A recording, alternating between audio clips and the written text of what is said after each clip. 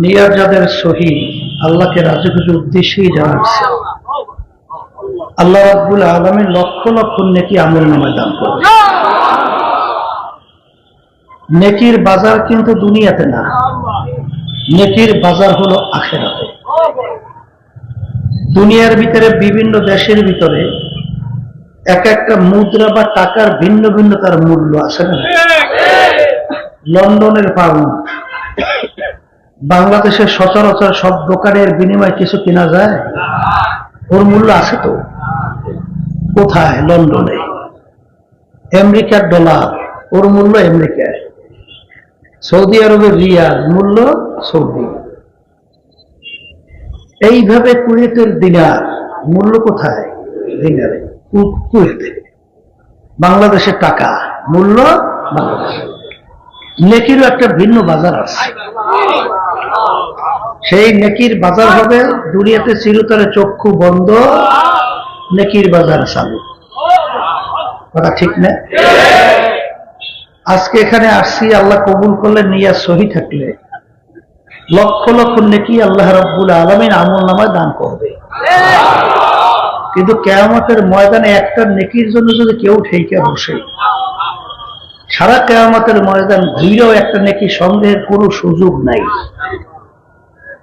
কারণ আল্লাহ রাব্বুল আলামিন বলেন, ইয়াউমা ইয়াফিরুল মারউ মিন আখিহি ওয়া উম্মিহি ওয়া আবিহি ওয়া সাহিবাতিহি ওয়া বানিহি লিকুল্লি ইমরিইন মিনহুম ইয়াউমা ইযিন শা'নুন ইউগনি। কিয়ামতের ময়দান এমন কঠিন হবে, মা পর্যন্ত সন্তানের পরিচয় না দিয়া সন্তান থেকে ভাইগে যাবে।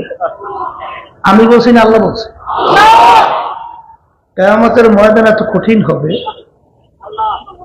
নবীরা পর্যন্ত উম্মতদের কথা ভুলে যাবে। ওয়ায়াকুলু ইব্রাহিম খলিলুল্লাহি নাফসি, মূসা কালিমুল্লাহি নাফসি, ঈসা রূহুল্লাহি নাফসি।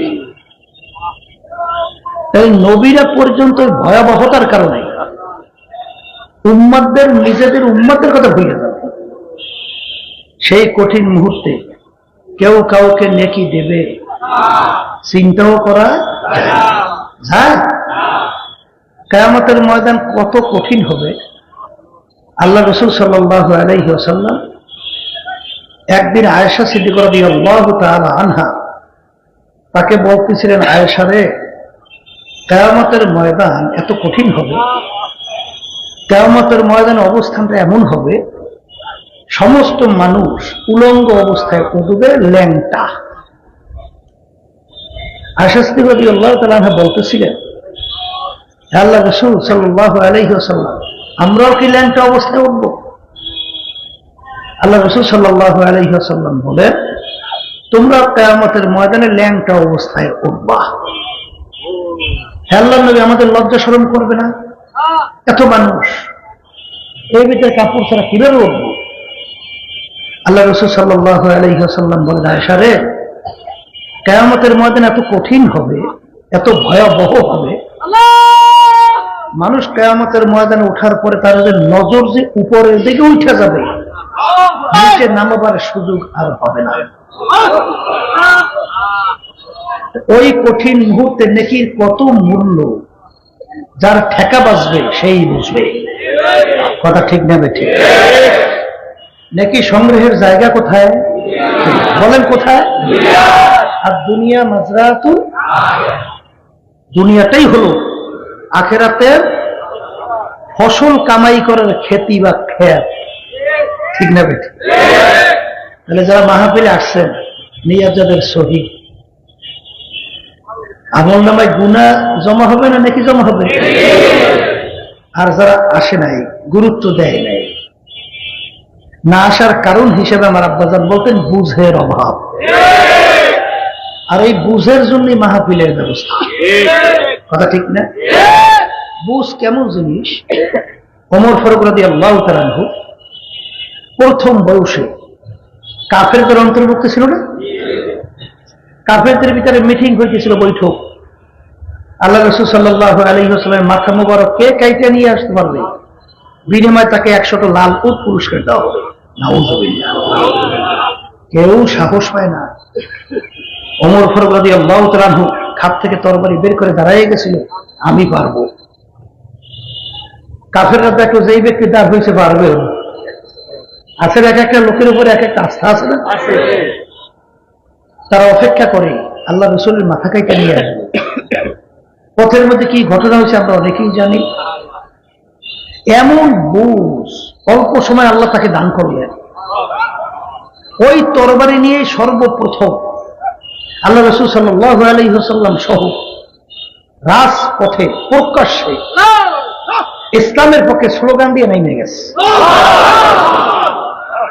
বলছিল কাফেরেরা, আমি ওমর মুসলমান হয়ে গেছি।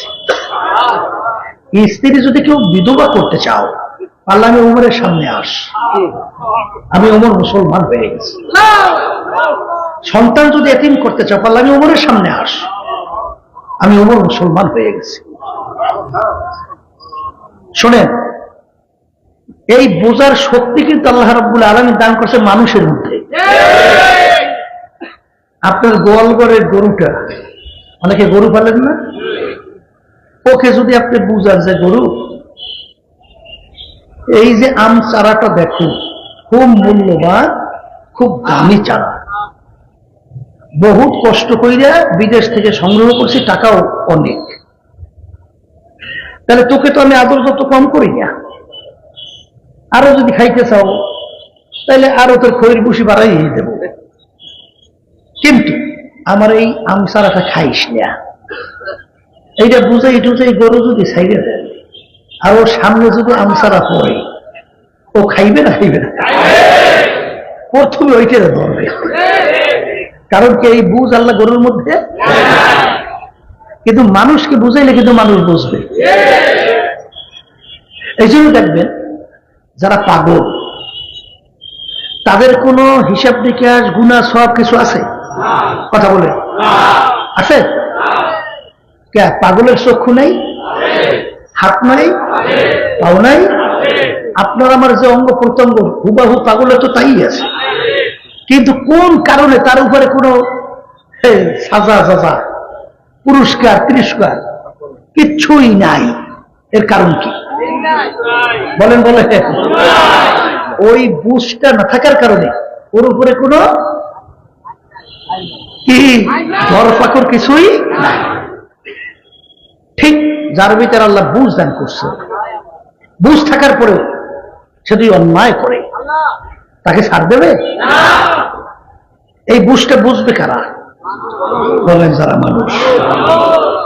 আর মানুষের সুরাতে আবু জাহাল বা সাহেব আবুল আহম মার্কা, এরা কিন্তু বুঝবে না। তাই সংক্ষেপে বোঝার জন্য আমি আমার বাজানদেরকে বলবো, পর্দালে মা বোনরা কথা শুনতেছে, কোরআন কারীম এখন আমাদের মাঝে আছে না? না নাই। কোরআন কারীম নাযিল হয়েছে কি একদিন দুই দিন হয়েছে? 100-200 বছর, প্রায় 1400 বছর, 1500 বছর। কথা ঠিক না? কোরআন কারীম নাযিল হলো কার উপরে? আল্লাহ রাসূলের উপরে। ইতিহাস বললে আমরা কি জানি?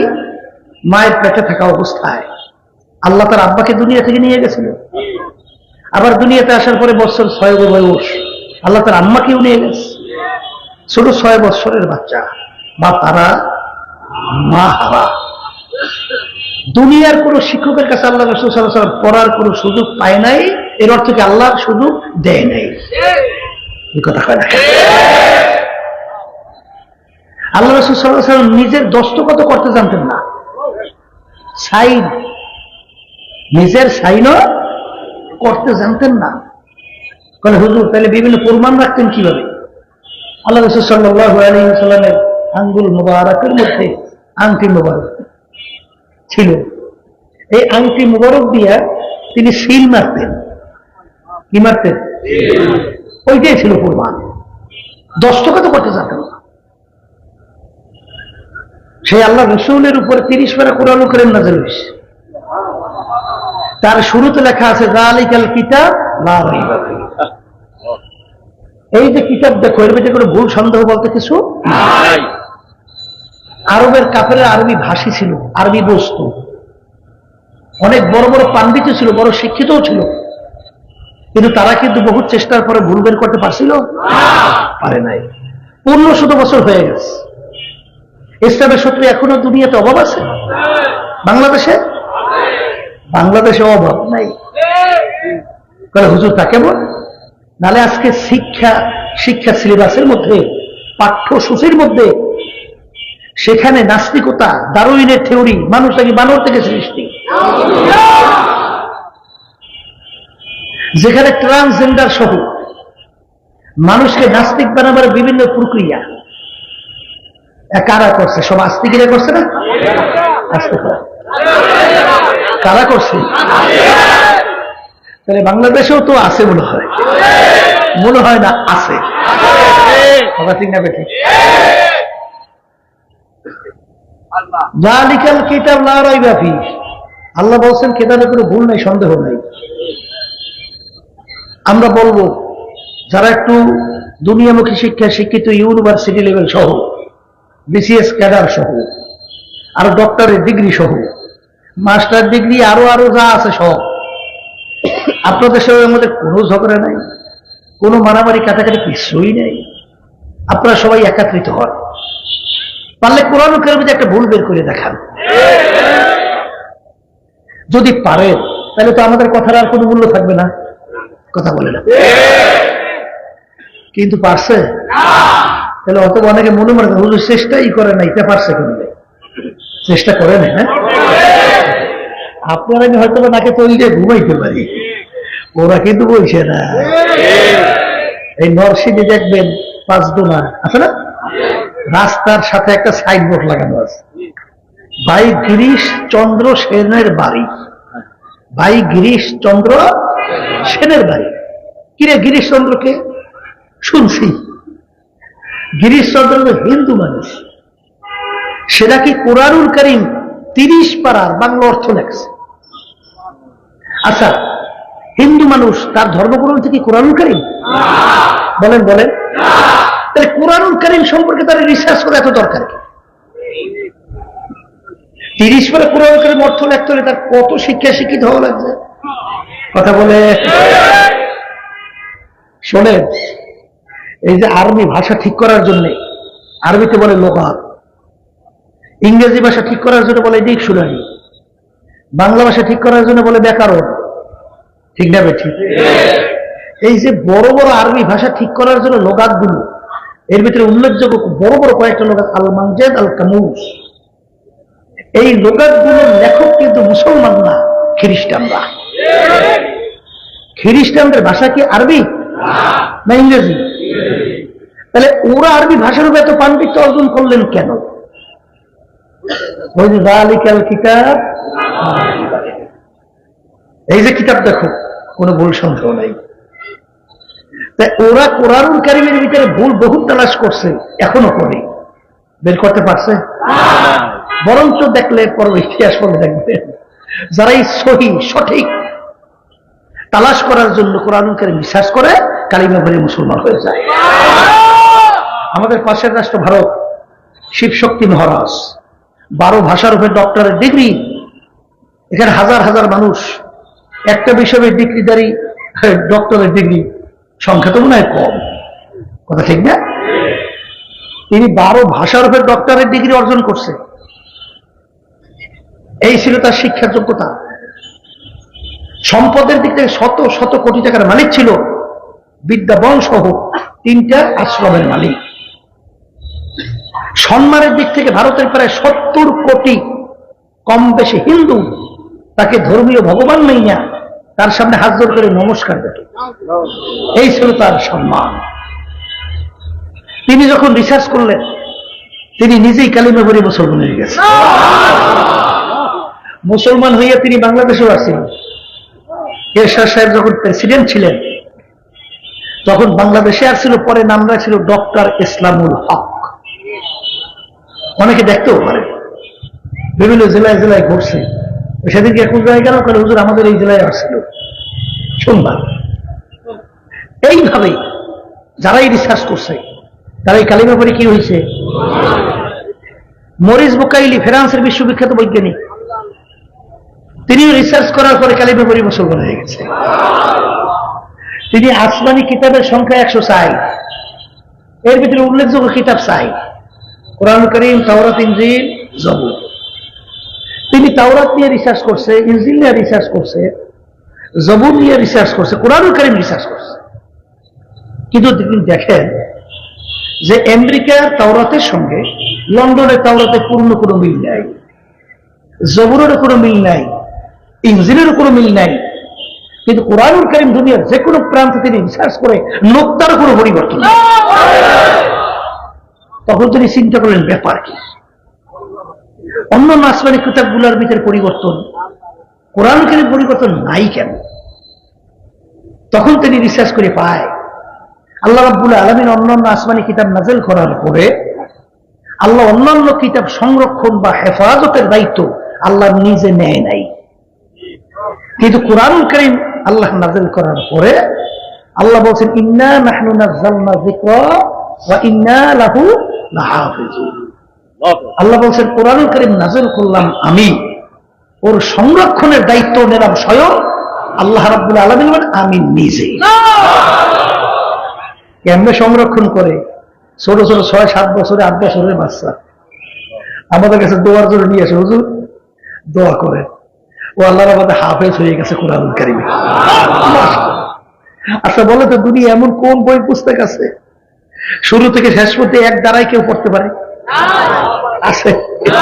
কিন্তু কোরআনুল কারীমে ছোট 8 বছরের বাচ্চাটা এক দ্বারায় আলিফ লাম থেকে শুরু করে নাস পর্যন্ত এক টানে তেলাওয়াত। আল্লাহ কেমনে হেফাজত করে বুঝবেন? তাইলে তামাম দুনিয়া সব শক্তি একত্রিত হইয়াও কোরআনুল কারীমকে ধ্বংস করতে পারবে না। এটা ঠিক না? ঠিক। এই মরিস বুকাইলি তিনি পরে মুসলমান হইয়া একটা কিন্তু বইও লেখছেন, বাইবেল, কোরআন ও বিজ্ঞান, প্রায় 400-450 পৃষ্ঠা ব্যাপী, এখনো আছে। সেই বইয়ের ভিতরে তিনি প্রমাণ করছেন দুনিয়ার ভিতরে একমাত্র সৃষ্টিকর্তার কিতাব, তার নাম হল আল কোরআন, আর ধর্মের নাম হলো ইসলাম। সুবহানাল্লাহ বলেন। হ্যাঁ, এই জন্য আমার বাজানদেরকে বলবো, পর্দালে মা বোনদেরকে বলবো, শুনেন এরকম ইতিহাস নেই একটা দুইটা না, হাজার হাজার শত শত। কথা ঠিক কিনা? কিছুদিন আগেও তো আমেরিকার তাদের খ্রিস্টানদের ধর্মযাজক, ওরা বলে পাদ্রী, কথা বলছেন। কিছুদিন আগে ধর্মযাজক পাদ্রী, তিনিও রিসার্চ করে কালিমা পড়ে মুসলমান হয়ে গেছে। তিনি মন্তব্য করতেছিলেন, এতদিন পরে আমার নিজের ঘরে আমি ফিরে আসছি। এরপরে আমার বাজানদেরকে বলবো, যত রিসার্চ যারা করে কোরআন করে ভুল তো পাই না, বরঞ্চ যারা সঠিক তালাশ করে কালিমা পড়ে মুসলমান। ক্যারি মিরলের কথা শুনছেন, টরন্টো কানাডার রাজধানী, সেখানে ইউনিভার্সিটির প্রফেসর ক্যারি মিরল গণিত এবং যুক্তি শাস্ত্রের উপরে পাণ্ডিত্য অর্জন করছে।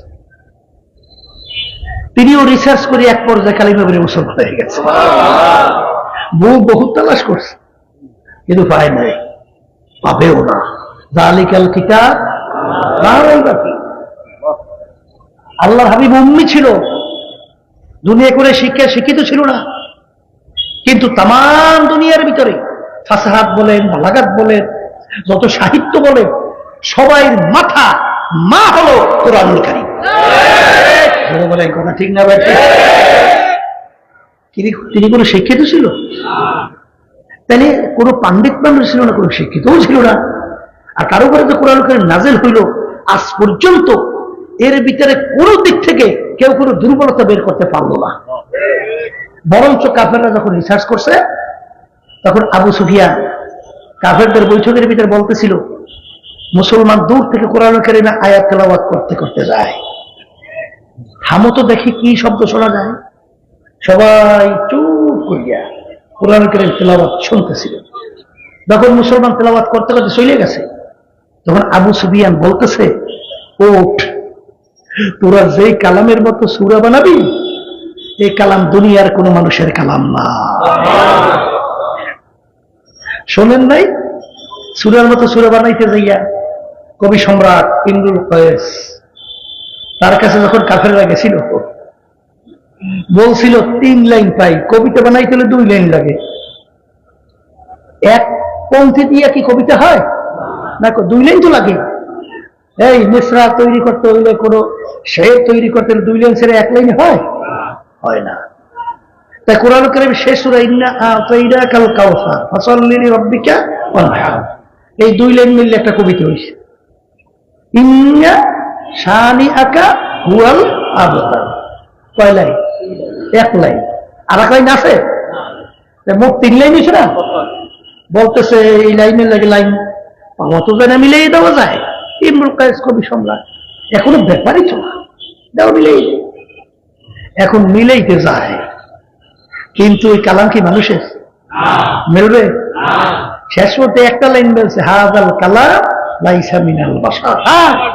সবাই জোরে বলেন মিলছে ঠিক 1 লাইন, অর্থ বুঝবেন না। এই যে কালাম দেখো, এটা দুনিয়ার কোনো মানুষের কালাম না।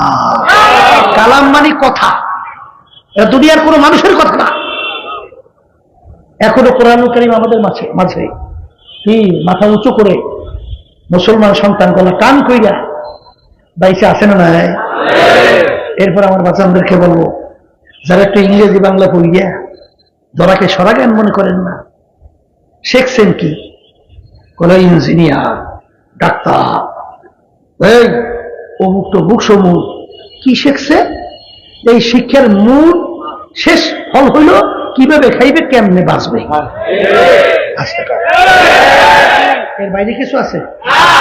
আমাকে কে বানাইলো, কেন বানাইলো, ছিলাম কোথায়, আছি কোথায়, এই যাব কোথায়, আমার এই জিন্দেগি শেষ না, আর একটা জিন্দেগি আছে, এই চিন্তা কি ওই শিক্ষার মধ্যে আছে?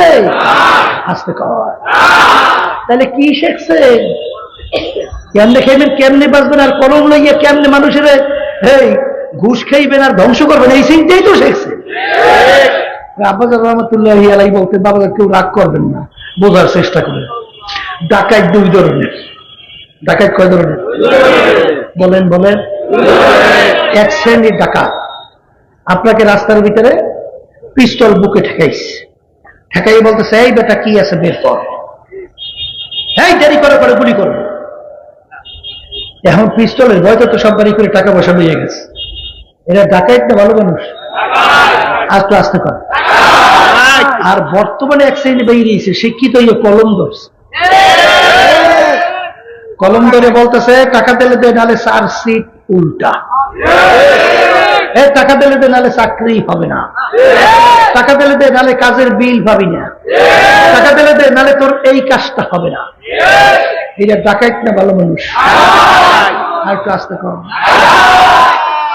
শিক্ষা করে মানুষের পুত বানায়, বলেন না কথা? বলে শিক্ষা বলে মানুষের উপরে পুত বানায়, বুঝেন নাই? আর গেলেন একটা পর্বত বাক্য, বাপ মায় তো পোলাপান আদর করতে করতে ভূত বানায়, ভূত। আর শিক্ষা বানায় কি? পুত। আমার আব্বাস রহমতুল্লাহি আলাইহি বলতেন, ওই যে একটা কথা আছে না, শিক্ষাই জাতির মেরুদণ্ড, জাতির মেরুদণ্ড। আব্বাস রহমতুল্লাহি আলাইহি বলেন কথাটা ঠিক নেই, তা কি? সব শিক্ষা জাতির মেরুদণ্ড হতে পারে না, সুশিক্ষাই হলো জাতির মেরুদণ্ড। যেই শিক্ষার মাধ্যমে তোমাকে চোর বানায়, যেই শিক্ষার মাধ্যমে তোমাকে ঘুষখোর বানায়, যেই শিক্ষার মাধ্যমে তোমাকে সুদখোর বানায়, যেই শিক্ষার মাধ্যমে কলমের মাধ্যমে নির্দোষ মানুষকে জীবনকে জেলের ভিতরে ধ্বংস করে, ওরা শিক্ষা হতে পারে না। ঠিক না? ও শিক্ষা হতে পারে না। ওরা শিক্ষার নামে বড় ডাকাত। কথা ঠিক না? ঠিক। সুশিক্ষাই হলো জাতির মেরুদণ্ড। কথা ঠিক না? এখন এই 2 ধরনের ডাকাত হিসাব করেন, একটা পিস্তল ধরে ছুরি ধরেন নিয়ে, আর এক দল হইলে কলম ধরেন নিয়ে। এখন হিসাব করে দেখেন মানুষ আছে কয়জন? আছে? হ্যাঁ, কেউ রাগ করে না, বোঝার চেষ্টা করেন। আমার বাজানদেরকে বলো, পর্দারে মা বোনদেরকে বলবো, এই বুঝ আল্লাহ দান করছে মানুষের মধ্যে, পশুর মধ্যে দান করে নাই। করছে? আজকে আমাকে একজন বলতেছিল, হুজুর একটা আশ্চর্য কাহিনী দেখলাম। বলে কি? ফিলিস্তিন বাচ্চাগুলো, আমার মারা, আমার বোনরা, আমার ভাইরা, আমার মুরব্বীরা না খাইয়া অনাহারে অর্ধাহারে পানির পিপাসায় ঘাস পর্যন্ত গরু ছাগলের মতো খায়। সেখানে তেরানের জন্য বিস্কুট গেছে, বিস্কুট। সেই বিস্কুট ছোট একটা মেয়ে বাচ্চা, ঠিক ও একটা প্যাকেটই নিল, দ্বিতীয় প্যাকেট আর ধরল না। কারণ ও জানে যদি আমি বেশি নেই, আমার আরেক ভাই আছে, আমার আরেক বোন আছে। এর নাম হলো মানুষ। আল্লাহ রাসূল সাল্লাল্লাহু আলাইহি ওয়াসাল্লাম তিনি যখন দাই মা, মানে ওই দুধ পান করে, কি কয়? দুগ্ধ মা। হ্যাঁ, দুধ মা। দুধ মায়ের একটা দুধ পান করতেন, আর একটা দুধ জোর করে তাকে মুখে নেওয়াইতে পারত না। ব্যাপার কি? ব্যাপার কি? ব্যাপার হইল তার সহোদর ভাই আছে। আমি যদি দুধ পান করি, আমার ভাই কি খাবে? এর নাম হলো মানুষ, এর নাম হলো ইনসাফ। আর আল্লাহ রাসূল সাল্লাল্লাহু আলাইহি ওয়াসাল্লাম তাকে আল্লাহ পাঠাইছিল এই ইনসাফ রক্ষার জন্য। ওয়া মা আরসালনাকা ইল্লা রাহমাতাল লিল আলামিন। মুসলমান, আজকে এই নীতি আদর্শ ভুইলা, আজকে ডাকাইদের, জালেমদের, খুনিদের, সবচেয়ে নিকৃষ্ট মানুষদের সংস্পর্শে ওদের নীতি আদর্শ তুমি পছন্দ করো, তুমিও কিন্তু চোরের সহযোগী, তুমি একজন চোর। এই জন্য আমার ভাইদেরকে বলো, পর্দারে মা বোনরা তারা শুনতেছেন, আমার উপর রাগ করছেন? আর একটু বেশি বেশি রাগ করেন। এত কম রাগ করলে হয়? যত রাগ করেন কথা বললেই যেতে হবে। মানবেন কি না তা জানি না। এই জন্য ওলামায়ে কেরাম বলেন, ওয়া মা আলাইনা ইল্লাল বালাগ, আমাদের দায়িত্ব তোমাদের কাছে পৌঁছানো। এটা মানবা কি মানবা না এটা তো আমাদের বিষয় না, তোমরা বুঝবা আর তোমার সৃষ্টিকর্তা আল্লাহ বুঝবে। এই কথা ঠিক কিনা? তাই কোরআন কারীম আলোচনার মাধ্যমে কি বলছেন? সত্য না মিথ্যা? একটু আস্তে কর, আস্তে। সত্য। সত্য যদি হয়, এই পাশেই কবরস্থান। এই বাংলাদেশের ভিতরে বলতে গেলে, এই ঢাকার ভিতরে নাম করা কি কবরস্থান? আজিমপুর। এই পাশে এবার ইরাকিদের কবরস্থান। হ্যাঁ,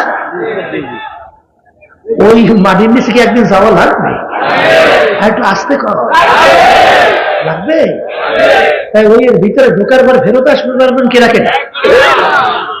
আর ফেরত আসা যাবে না।